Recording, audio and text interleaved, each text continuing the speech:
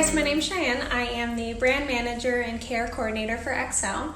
I recently wrote a blog post on our website talking about some of my absolute favorite recipes, DIY recipes for at-home skincare, especially during summertime when our skin is just super dry and we need a little bit of a reset. Today I'm going to be showing you guys how to make the aloe vera essence. This is my absolute favorite. It's super great for hydration, any redness, if you've been in the sun, for sun exposure, all of that good stuff. And it's super easy to make and super customizable. So let's get started.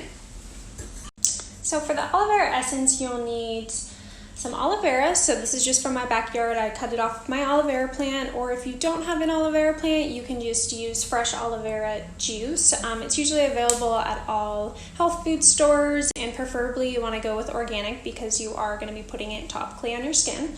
And then I have some distilled or filtered water, same type of thing. Just make sure you're using really good clean water because it is going to be going on your skin, and then either a blender or a food processor.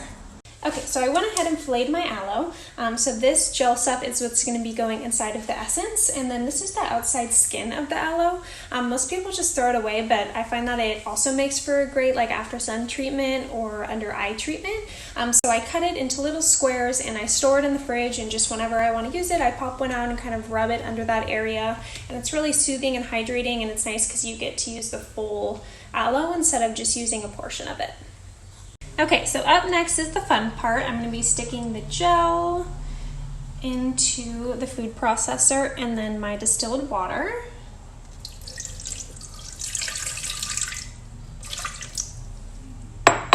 Okay, and now we're going to blend it all up until it's smooth, so I'd probably say between 3 and 4 minutes.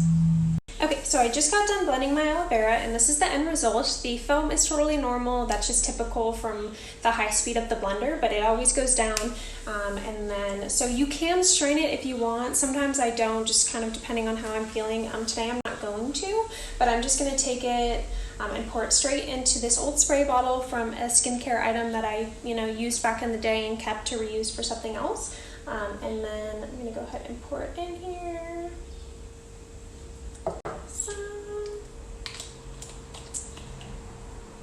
Great, and there you go.